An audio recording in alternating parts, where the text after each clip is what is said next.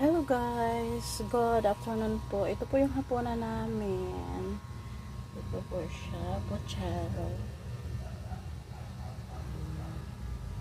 With tomato sauce. Depende kasi, ang pochero kasi maraming iba't ibang klase. Ito yung, pochero ko. My own way in cooking pochero. Ayun siya, may saging, may patatas, may bell pepper, may beans, tsaka repolyo, tsaka kaming bubble pepper.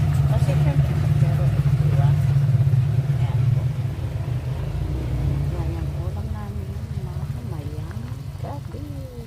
Siguro luto na to, patay na natin. Tama na rin yung lasa. Madaming sabaw para maraming mahigop-higop. O diba? Pwede na rin ako kumain kasi gutom na rin ako. Ayan yung pochero. Ayan po. Baboy po yan. Ayan po.